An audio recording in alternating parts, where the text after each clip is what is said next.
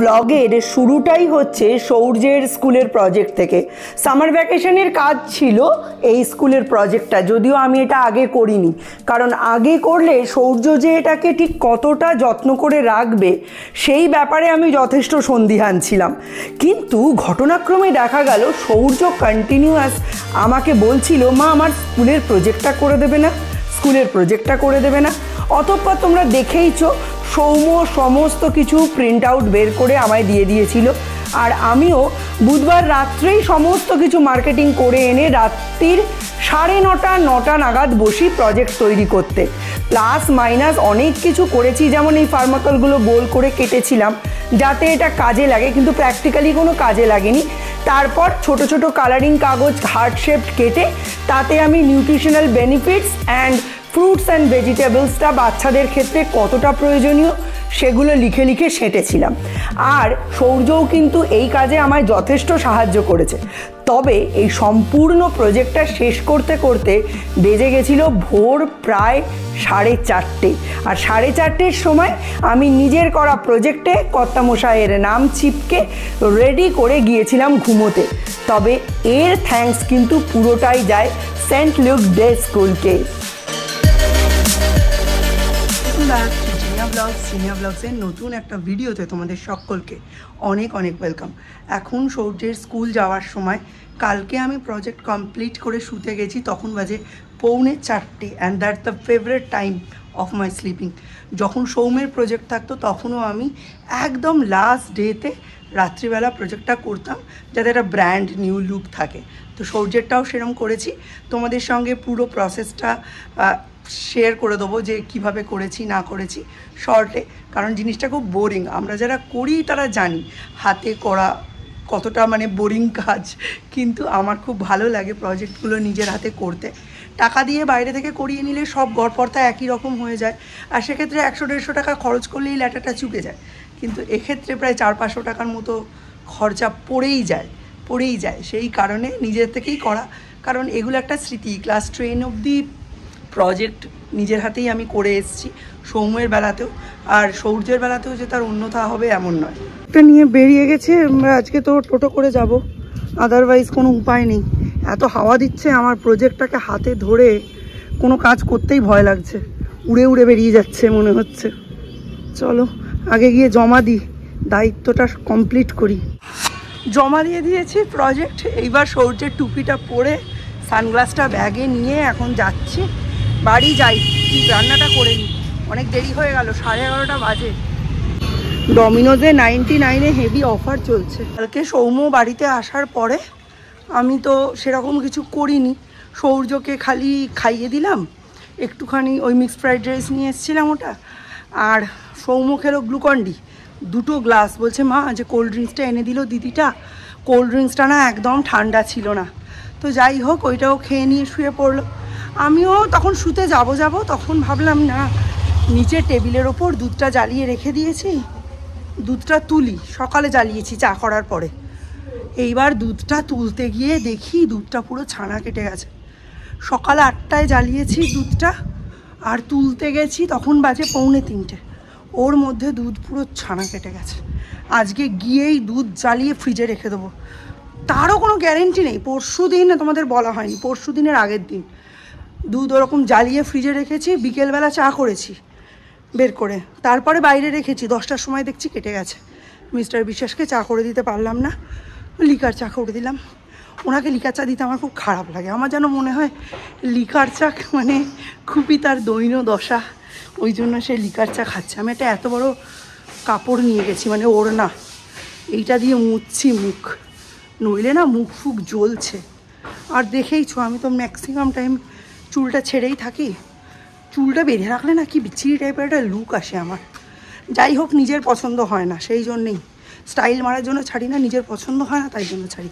আর দেখো, ক্যামেরার সামনে যখন আসি তখন একটু তো তোমায় প্রেজেন্টেবল থাকতেই হবে, আর নিজের কাছে নিজেরই যদি দেখে মনে হয় এই বাবা কি বাজে লাগছে, তাহলে সেই ক্যামেরা ফেস করা না করা নিজের মতো। কালকে এসেছি, যাই হোক বিকেলবেলা মিস্টার বিশ্বাস যেই বাড়ি এলো এসেই রেজাল্টটা ঢুকিয়ে রাখলো, তোমাদের দেখাতে পারলাম না। এর মধ্যে একদিন বের করতে বলবো, কারণ ওর সাথে রিসিপ্টটাও ঢুকিয়ে রেখেছে। স্কুল থেকে ফোন করলে রিসিপ্টটা নিয়ে আমায় সেন্ট লুকে গিয়ে ওই মাইগ্রেশন সার্টিফিকেট, ট্রান্সফার সার্টিফিকেট আর ক্যারেক্টার সার্টিফিকেট নিয়ে আসতে হবে। সেটা আবার কল্যাণী সেন্ট্রাল মডেলে জমা করতে হবে। হ্যাঁ, 3টে জিনিস দেবে, তার জন্য 2000 টাকা আর 1 প্যাকেট বিরিয়ানি। মানে 2000 টাকায় 1 প্যাকেট বিরিয়ানি জামাই ষষ্ঠীর দিন খাওয়ালো স্কুল। কাঞ্চনের একটা বীজ নেব, ওই যে ঝুলছে পাকা বীজ, দেখি এর থেকে চারা করতে পারি কিনা। চলো, ঘড়ির কাঁটায় এখন বাজে 1:03, কোনো রান্নাবান্না করিনি। 11:30টায় বাড়ি ঢুকেছি, মানে ওখান থেকে বেরিয়েছি। বাড়ি ঢোকার পরে একটুখানি স্ট্যান্ড ফ্যান চালিয়ে ভাবলাম বসবো 10 মিনিট। বসে যখন উঠে তাকালাম স্ট্যান্ড ফ্যানের সামনে থেকে উঠে, তখন দেখলাম 12টা। যাবে, আমি যাব আবার আসবো। আজকে একটাও গাড়ি ফাঁকা পাচ্ছি না, যা পাচ্ছি সব স্টেশন। আমি তো যাবো, গিয়ে সৌর্যকে নিয়ে আবার ফিরবো, ফাঁকা টোটো ছাড়া হবে না।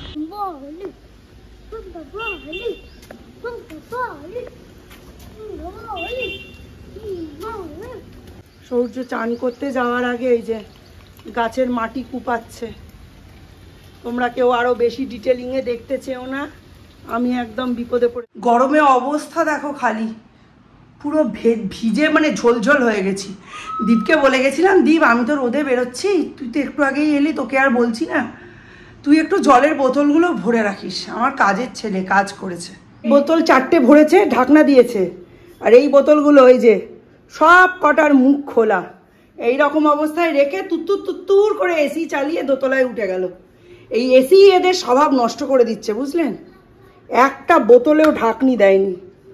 মানে কিরম মানে বদমাইশি বুদ্ধি একটা মানুষের হতে পারে। যে কাজই দেব একদম গাটিস দেওয়া কাজ, কোনো রকমে মানে তুমি বলতে পারবে না যে কাজটা করেনি। আসল ব্যাপার কাজটা করবে, কিন্তু এমনভাবে করবে তুমি আর সেকেন্ড দিন বলবে না। তুমি খুব গুন্ডা হয়েছো কিন্তু সৌর্য, খুব গুন্ডা হয়েছো। কোথায় যাচ্ছ এখন? আম্মা বাড়ি। হাতে ফোন কেন? আম্মাকে ভিডিও দেখাবে? ঘরে ঢুকতেই ইচ্ছে করছে না, এখন ডিমের ঝোল ভাত করতে হবে। পেট দিয়ে না মনে হচ্ছে উট পাখির ডিম বেরিয়ে যাবে গরমে। উফ, কি গরম কি গরম। সৌর্যকে পাঠালাম, সৌমুকে তাড়াতাড়ি খেতে দিতে হবে, ও টিফিন করেনি কিছু। তাড়াতাড়ি রেঁধে নিতে পারলে আমারও মুক্তি, কিন্তু রান্নাঘরে ঢুকতে ইচ্ছে করছে না। আর মাথার মধ্যে না বোবো বোবো করছে নিচের এই ভয়াবহ রেজাল্ট আর মানুষের পরিস্থিতি। কি বলবো বলো? রান্নাটা করে নি, তারপর আসছি। ভীষণ গরম লাগছে, আর একটুও ভালো লাগছে না। কালকে ভাবছি সৌর্যকে পাঠাবো না, কালকে ওদের নাম্বার বুকটা আছে, যা দেবে হোমওয়ার্ক পেয়েই তো যাব, গ্রুপে দিয়ে দেবে, করিয়ে দেবো। আজকে প্রচণ্ড দুর্বল লাগছে। কতদিন পর যে টাটকা ভাত বসালাম ভগবান জানে, প্রায় 3-4 দিন তো হবেই, রোজই কিছু না কিছু মিশেল পড়ছে। আর আজকে এখানে বানাবো ডিমের ঝোল, কিন্তু এমন ম্যাজিকের মতো বানাবো যে খাটনিও হবে না, আবার ছেলেপুলে পেট ভরে খেতেও পারবে। এই গরমে নিজের শরীরকে কষ্টও দেওয়া হবে না, আবার ছেলেপুলেকে অভুক্তও রাখা হবে না। দাঁড়াও তোমাদের ট্রিকটা দেখাই। কড়াইটা গরম করে সর্ষের তেল দিয়ে দিলাম। এইবারে আমি এর মধ্যে দেব আগে থেকে এই যে বাটনা মশলা করে রেখেছি, এটার মধ্যে আছে লঙ্কা, পেঁয়াজ আর রসুন বাটা, এটা দেব। আর দেব জিরে আদা বাটা।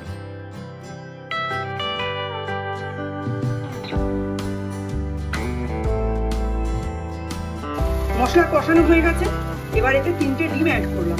ঠিক আছে, তোমরা ভাবছো এই তো একদম বেশি, কি করে স্পেশাল হলো?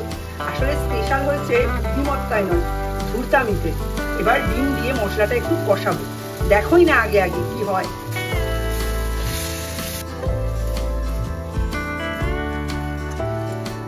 কাল রাতে করেছিলাম এই যে বোয়াল মাছের তরকারি, বোয়াল মাছের ঝোল করার পর দেখি 2 পিস মাছ আর গুচ্ছিখানে আলু পড়ে আছে।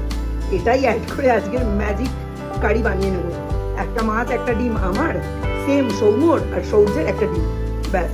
এবার এটা অ্যাড করে দেব। এই যে হয়ে গেল এক বেলার জন্য পেট ভরানো মন ভরানো পাতলা মাছ, বোয়াল মাছ আর ডিমের ঝোল। দুটোতেই অল্প অল্প পেঁয়াজ রসুন পড়েছে, তাই দুটো ঝোল মিশালে কোনো আপত্তিও নেই। আর আলু বেশি ছিলই, ব্যাস ডিম দিয়ে দিলাম, এক বেলার মতো রেডি। এদিকে মাছ ডিমের কম্বো ঝোল ফুটছে, আর এদিকে হচ্ছে ভাত ফুটেও এসেছে। চলো হাঁড়ির ঢাকাটা একটু হালকা করে দিই। বাহ, দারুণ সুন্দর হয়ে এসছে। আমি আজকে দুজনকে খাইয়ে আমি সঙ্গে সঙ্গে বসে পড়বো, নইলে আমার খেতে না কয়েকদিন ধরে বড্ড দেরি। চলো তোমাদের দেখিয়ে দিই কেমন হয়েছে। দুর্দান্ত দুর্দান্ত হয়েছে। এটা বন্ধ করে জাস্ট রেখে দেবো, বেশ খানিকটা টেনে যাবে, তারপর আমরা এটা দিয়ে খেয়ে দেবো। আজকে আর কিচ্ছু করতে পারছি না, বড্ড গরম বাবা, বড্ড গরম। এই দেখুন ব্লুবেল ফুটেছে, নীল ঘন্টা। এই আগেরটা তো শুকিয়েই গেল, এই যে এখানে দুটো ফুটেছে, আরেকটা ফুটবে করছে।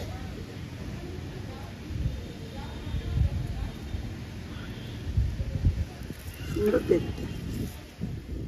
ঘুম থেকে উঠেই ছাদে চলে এসে জলটা দিয়ে দিয়েছি, 6:45 বাজেনি এখন। উঠেই দেখি দুই ভাইয়ে মারপিট করছে। ছোটটা বড়টার কাছ থেকে সরবেও না, আর বড়টা ছোটটাকে দেখলেই পেছনে লাগবে। এবার আমি যেই বড়টাকে বকে ছাদে চলে এসেছি, ছোটটাকে বললাম আমার সঙ্গে আয়, এলো না। দাদার পেছনে পেছনে ছিল, দাদার কাছে মার খেলো। আমি এইবার গিয়ে বড়টাকে দেব। এই দুটোর একসঙ্গে থাকাও চাই, মারপিট করাও চাই।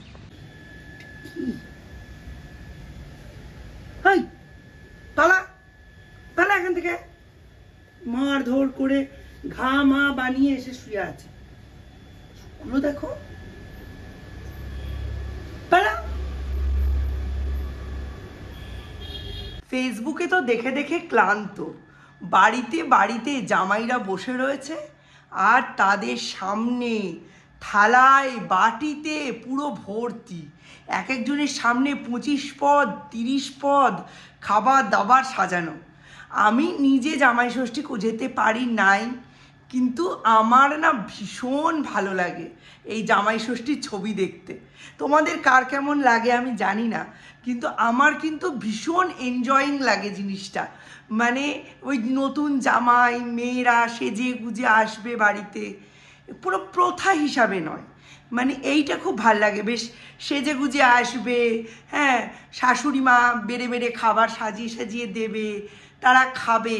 এটা খুব সাময়িক একটা সময়, তো মানে একটা সাময়িক প্রথা। ওই 5 বছর 7 বছর 10 বছর বিয়ের কেটে যাওয়ার পরে কিন্তু সেই লেভেলের জামাই ষষ্ঠীটা আর হয় না। সুতরাং এই জিনিসটা আমি ভীষণ এনজয় করি দেখতে। তবে একটা সময় ছিল যখন কিন্তু জামাই ষষ্ঠীটাকে যতটা গুরুত্বপূর্ণ ছিল ততটা ভয়েরও ছিল। একজন বাবার পক্ষে মানে তখন তো এত আর্নিং অপশনস ছিল না, জামাইকে এই নানান রকম জিনিস দেওয়া, থোয়া, খাওয়ানো, এগুলো একটা খুব প্যানিকের ব্যাপার ছিল একটা সময়। আমার বাবা যতদিন বেঁচে ছিলেন 2012 অবধি আমাদের বাড়িতে কিন্তু জামাই ষষ্ঠীর তত্ত্ব আসতো। যতদিন বেঁচে ছিলেন আমার আসতো, আমার বরের আসতো, দীপের আসতো। আমার বাবা মারা যাওয়ার পরও আমার কাকা যতদিন বেঁচে ছিলেন, আমার কাকিমা কিন্তু ইচ অ্যান্ড এভরি ইয়ার আমাদের জামাই ষষ্ঠীতে নিমন্ত্রণ করতেন এবং জামাই ষষ্ঠীর তত্ত্ব পাঠাতেন। তারপরে একটা সময় আমরাই কাকিমাকে বারণ করলাম। আমি যেতাম, বোন যেত, কাকু কাকিমার নিজের যে মেয়ে পায়েল ও যেত, 3টে জামাই। এদিকে কাকিমার মানে আমার বাপের বাড়ির নিয়ম হচ্ছে দই পান্তা খেয়ে থাকা। কাকিমা নিজে দই পান্তা খেত, ফলাহার করত, এইসব খেত। আর এদিকে আমরা চিংড়ি, কাতলা, ইলিশ, পমফ্রেট, পাবদা, খাসির মাংস হাবড়ে জাবড়ে খেতাম। খুব আমার খারাপ লাগতো, মিস্টার বিশেষের তো বিশেষ করে প্রচণ্ড খারাপ লাগতো। এই মানে জিনিসটা আমরাই বারণ করেছি, কাকিমা অনেক বছর হয়ে গেছে, এবার বন্ধ দাও, এবার বন্ধ দাও। অনেকবার চেষ্টা করেছি কাকিমাকে আমাদের সঙ্গে বসিয়ে জোর করে খাওয়ানোর, সে তো তার নিয়ম থেকে সরবে না। মানে এই করতে করতে অনেক কষ্টে কাকু মারা যাওয়ার পরে এটা আমরা বন্ধ করেছি। কিন্তু একটা সময়ে এই জিনিসটা ছিল প্রচণ্ড একটা সামাজিকতার ব্যাপার এবং একটা ভয়ের ব্যাপার, একটা প্যানিকের ব্যাপার। এখনও কিছু কিছু মানুষের মধ্যে এমন মধ্যবিত্ত মানসিকতা বেঁচে আছে যে তারা এখনো এগুলো নিয়ে সোশ্যালি বুলি করতে বা ট্রল করতে